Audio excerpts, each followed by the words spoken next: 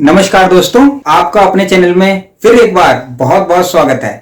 मैं अनिल श्रीवास्तव एडवोकेट आपका बहुत बहुत स्वागत करता हूं। क्या पत्नी का अपनी पति की प्रॉपर्टी में या उसकी संपत्ति में जो कि उसकी एंसेस्ट्रल प्रॉपर्टी है उससे मिली है, क्या उसमें पत्नी का कोई अधिकार है? ये एक क्वेश्चन जो है कॉमन रहता है। और क्या उस पत्नी का उस प्रॉपर्टी में रहने का भी अधिकार है? ये दो क्वेश्चंस हैं। तो इन दोनों सवालों के जवाब मैं इस वीडियो में दूंगा और वीडियो के अंदर मैं आपको बिल्कुल प्रूफ के साथ ये बताऊंगा कि उनके कितने राइट हैं और कितने नहीं है। तो आप इस वीडियो में बने रहिएगा, अंत तक देखिएगा, बहुत इंटरेस्टिंग है। आपके सवाल हैं और आपको मैं पूरा उत्तर दूंगा। दोस्तों, भारतीय कानून के अनुसार एक कॉमन लॉ है कि जिसके नाम पर प्रॉपर्टी होती है वो उसका ऑनर होता है।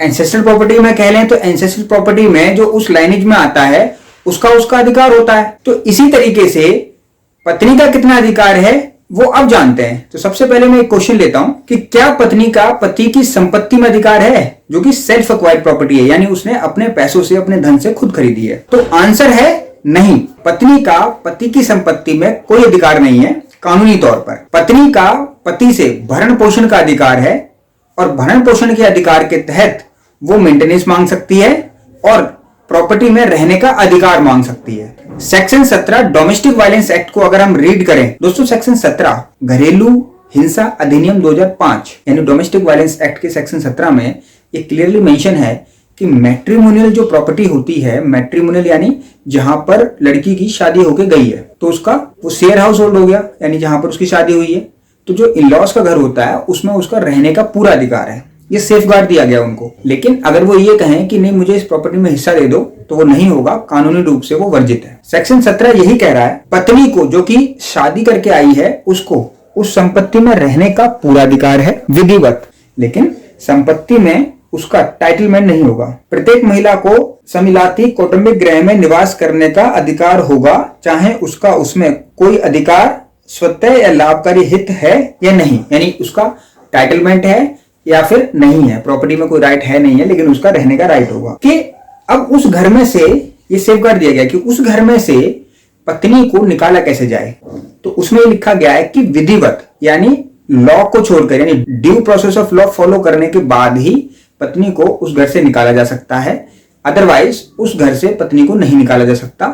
उसका राइट प्रोटेक्ट करने के लिए ये एक्ट बना है और मजिस्ट्रेट इसी के अंदर एक ऑर्डर पास करते हैं, रिस्ट्रेनिंग ऑर्डर, कि जब तक ड्यू प्रोसेस फॉलो ना हो तब तक इस वाइफ को उसके घर से, उसके ससुराल से निकाला नहीं जाएगा। तो ये एक रिस्ट्रेनिंग ऑर्डर पास हो जाता है सेक्शन 17 डोमेस्टिक वायलेंस एक्ट में।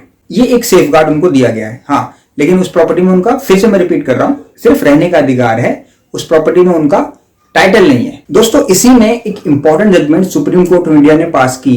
ये जजमेंट है सतीश चंद्र आहूजा वर्सेस स्नेहा आहूजा। दोस्तों, मैंने इसका साइटेशन दे दिया है, आप स्लाइड में देख लीजिए। इसका मैं इंपॉर्टेंट पैरा पढ़ता हूं। इस जजमेंट का अगर पैरा नंबर 83 देखेंगे तो इसमें लिखा हुआ है, इससे पहले कि हम धारा 2S पर अपनी चर्चा बंद करें, हमें देखने की जरूरत है कि क्या धारा 19 के तहत निवास का अधिकार साझा घर में रहने का एक अविवेकी अजय अधिकार नहीं है, खासकर जब वह बहू वृद्ध ससुर और सास के खिलाफ खड़ी हो। दोस्तों, इस जजमेंट से ये क्लेरिफाई किया गया कि जब बहू अपने सास ससुर के अगेंस्ट में खड़ी है और डोमेस्टिक वायलेंस और बहुत सारे मैट्रिमोनियल केसेस डाल दिए हैं, तो क्या ऐसी कंडीशन में जो 19 सेक्शन में ऑर्डर पास किया जाता है, यानी जो रहने का राइट दिया जाता है सेक्शन 19 डोमेस्टिक वायलेंस एक्ट में, वो एब्सोल्यूट है? नहीं। जजमेंट में कहा गया कि वो राइट भी खारिज किया जा सकता है, बट उसके पीछे रीजन है ड्यू प्रोसेस ऑफ लॉ, यानी सिर्फ प्रोसेस ऑफ लॉ को फॉलो करना है और वो भी खारिज किया जा सकता है।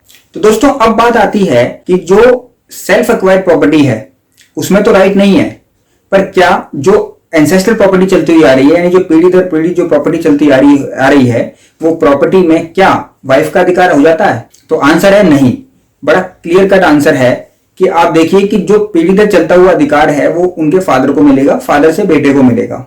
मैं एंसेस्ट्रल प्रॉपर्टी की बात कर रहा हूं, और क्योंकि उसमें बेटे का राइट है, अब बेटे का राइट है तो इट डजंट मीन, इसका मतलब ये नहीं है कि उसमें पत्नी का एब्सोल्यूट राइट आ गया।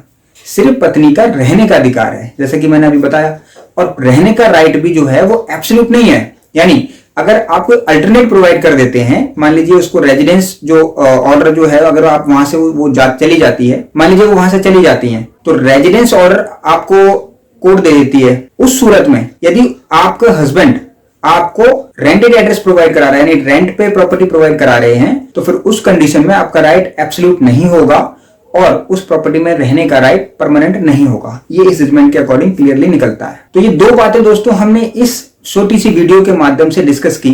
एक बात तो ये कि जो पत्नी का रहने का राइट है वो है, बट वो भी एब्सोल्यूट नहीं है।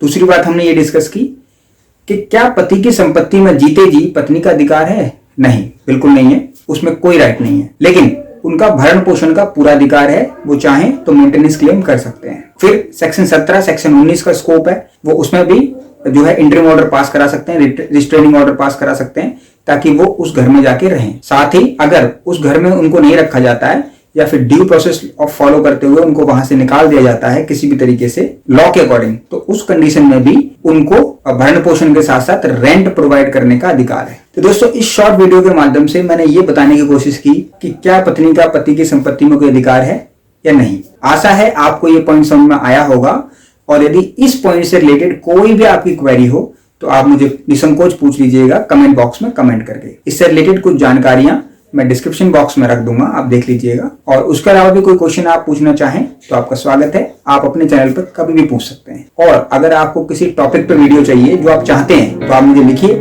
मैं उस टॉपिक पे भी वीडियो बना के आपको दूंगा। नमस्कार।